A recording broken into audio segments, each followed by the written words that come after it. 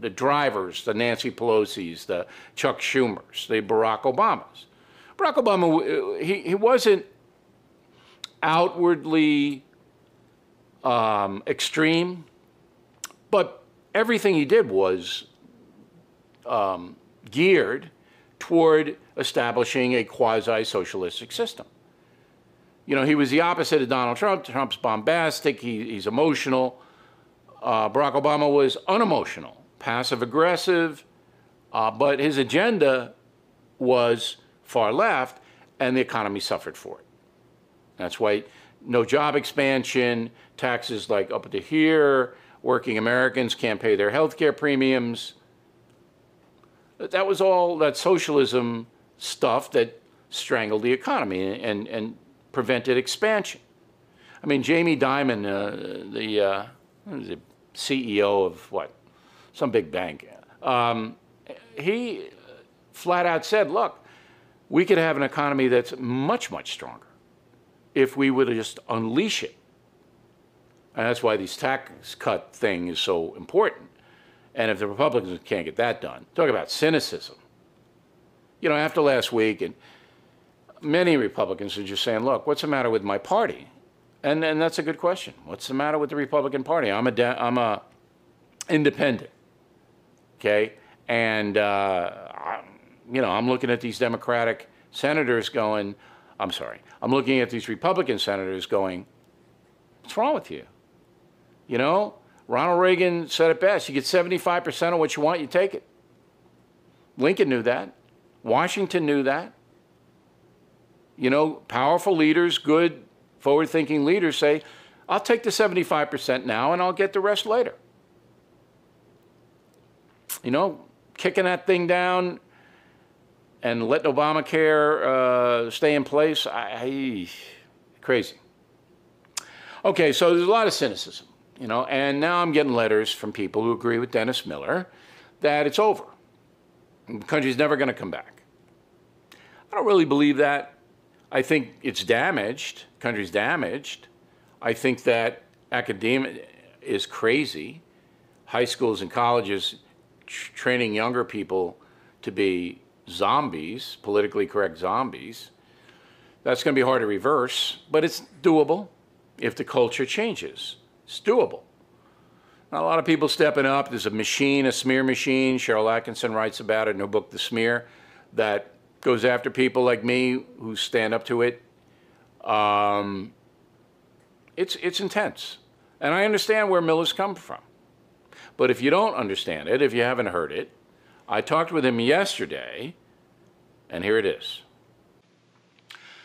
So Miller, I'm getting a lot of mail from people who are emulating you and your strategy of never leaving your house in California except to go to 7-Eleven and pick up some stuff you need to pay, and maybe see a friend for lunch. Quick lunch. Quick. All right? You're kind of bunkering down. Not hunkering, bunkering down because you think the whole country's gone to hell. Now, do you feel guilty about that at all? Well, first off, you know, it's a bit of a figurative thing to say I don't go out. I go out with my sons and that. It's more of a joke saying, you know, when you say, what are you up to today, Miller? I say, I scurry out the front gate, go down to the local convenience store, get a pack of mint Milanos, and scurry back into the hive with the door behind. So obviously my life hasn't been that. I've been exercising a lot. I've been reading a lot. I've been paying much less attention to the world around me, which I think has gone to hell. But I'm 63. I would take, God, I'd be lucky if I got 25 more years. And 25 more years to me represents around, 8,000 days. I have to figure out how many of those 8,000 days I want to piss away watching Mitch McConnell and Paul Ryan act like they're important. Pelosi's lost cause. I genuinely think she's addled. Schumer's just a basic contrarian functionary. To watch these people, you really have to start thinking to yourself, what is my life about? Is my life hinged on these drips, or is my life hinged on getting up, eating the food I want, having the exercise I want, reading the great literature, visiting some places I haven't seen on the globe, and enjoying my loved ones. The latter one wins completely. But what about the system is? What about the founding fathers wanting Americans who earned their independence from Great Britain at great cost, wanting everybody to participate, to even if you're disgusted with the way things are going, and you must be living in California. I vote. You vote. I vote for anybody who wants soldiers. I read up on who would be the best for the soldiers in any given thing, and I vote for them. So that's about the extent of it. It's an idiot's delight out there. You have people like Joe Scarborough and Mika Brzezinski are now like Will and Ariel Durant. I mean, really, how much time am I supposed to invest in a completely insipid, stupid, broke-down system? I get to choose that. It's almost like one step shy of Kevorkian. He used to say that people deserve to pick when they would have themselves off. I decide to when I get off of paying attention, and I am off. It's crap. They don't get anything done. They're all full of crap. The liberals more than the conservatives, but the conservatives also.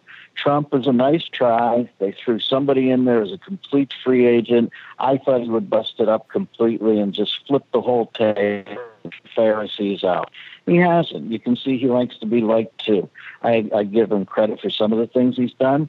For other things he's done, I think, oh, he's an ass kiss like the rest of them. All right. So I'm out. I got two more and questions. Happy about it. If everybody was of your mindset, Trump never would have gotten elected. The reason that he got in there to drain the swamp or throw the table over, as your Jesus in the temple reference was about, was because people really got fed up and they said, look, we need a change. We don't want Hillary Clinton, one of the most corrupt individuals in the history of this nation, and we're going to put Trump in. All of those people energized other people. They got involved. And that's why I say to Americans, look, it is dire. I don't disagree with you, particularly the culture that we're going for here in America. Now, the culture is awful. It's dire. But you got to keep fighting. You got to keep fighting to the end, or I don't want this country to be Sweden, you know? You do a great bit about Finland being Newsweek. Chose Finland as the best country on earth. Remember the bit you did on that? Yeah, but, about Finland's the little plastic village under the Christmas tree. It's easy to be idyllic when you're in Finland. They don't have, it hasn't hit the fan there. But I have to be honest with you, Bill. I've been with you for 6 years, and I'll be interested to see how you are in your new permutation. But I know you used to go out of your way on the Fox show to be what you called fair and balanced. Yeah. And I used to watch it, and I used to think, there are some issues where fair and balanced is an arch concept. And there are some wrongs in the universe. And to present and say, well, maybe they're thinking this, I never got that. No, but it wasn't that, though. It wasn't a neutrality. Well, tell me what it was. It was fair in the sense that... candor. Well, no. It was fair in the sense that when I did the Fox program, I presented the facts, all right? All the facts. That's the fairness. That's the fairness, all right? You present the facts. You don't distort. You don't ignore. And as we did. And then off those facts, I'd form an opinion that was always very pointed and said, this is what's good for the country and this is what isn't good. Miller and I agree that socialism is not good for America.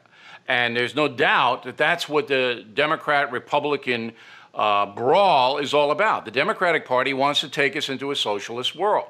All right, the Republican Party does not. That's it. And right now, the Democrats are winning. Even though they lost Congress and they lost the presidency, the media is on their side, and the perception is that these Republicans are idiots. They can't get anything done. They proved it again with the health care bill.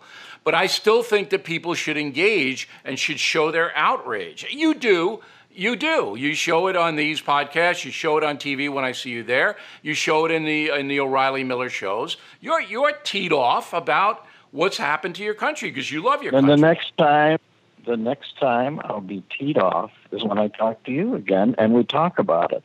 In between, look, Bill, I don't have a podcast. I don't have a column. I quit social media, although I'm trying to get back on Facebook now to sell these shows. I don't have a radio show. I was offered to go back on Fox. I passed. I guess you don't believe me, but I'm pulling out. It's broken. It's a nasty place out there. If there's some patriots out there, God bless them. Go for it. I did it when I was a kid. It has had no yield whatsoever. Indeed, Hillary being defeated has had no yield whatsoever because it freed them up to not even pretend to be conciliatory anymore. You will hear about this Russian thing every day for the next 4, and if he's reelected, 8 years. And by the way, if Trump is reelected for a second term, he better start pushing that infrastructure thing up those bridges, because every Democrat in this country is going to jump off a bridge if he gets a second 4 years.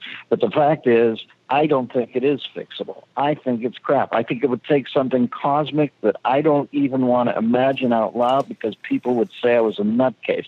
I think there's something coming down the road, but let's just take it north of the border for a second. If they're going to start taking men who kill men and giving them $10.5 million and an apology and giving the money quickly to them so it can't be, it can't be attached by the widow of the man he killed, and Justin Trudeau is going to be called a great man, then the world has gone mad. I got to explain that. Yeah, this is in Canada.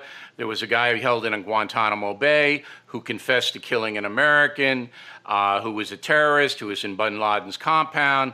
He got out of Guantanamo Bay, went to Canada, sued. Canadian government settled for like $10.5 million. Justin Trudeau was behind the settlement. Said that if they didn't do that, the courts would probably award him more, the courts in Canada. So your point is absolutely right on. But I'm going to continue to engage and I want you to rest, and I want you to have a good time in your disengagement, because I have a feeling, Miller, in the next year, there's going to be a big, big comeback on the horizon, and you're going to be part of it. We're going to break into your house, okay? We're going to drag you out of the front door. We're going to spruce you up, and we're going to put you back where you belong. That's what's going to happen. Well, so, Billy, I don't know where you'll land. About what I have in me once a week is a segment where I talk with a bright guy, and we have some fun about the world and talk a little seriousness if it's called for. I don't go on the week that world tragedies have happened and act like a magpie. I've come to you and said, Bill, maybe I shouldn't be on this week. We're going to do humor. But if you get something going, bro, I'm talking about me. I'm very happy when I get off here today, heading to the track. I'm listening to PG Wodehouse. I'm up to 4 miles running now. Wow. I'm in pretty good shape. I watch a movie a night and enjoy it. And when I go to turn on the TV, I just think, oh, it's such a goat stuff. All right, Miller, don't get too comfortable, because something's going to happen. I want to tell everybody that. Good for you, brother. That's the first. Well, no. Might not even be me, but something's going to happen that I think you're going to be involved in. Okay, Miller and I are going to be in Baltimore, Maryland at the Royal Farms Arena, September 22nd. On Tampa, Florida, Amalie Arena, September 23rd. Caesar's Palace, December 15th. Show over there.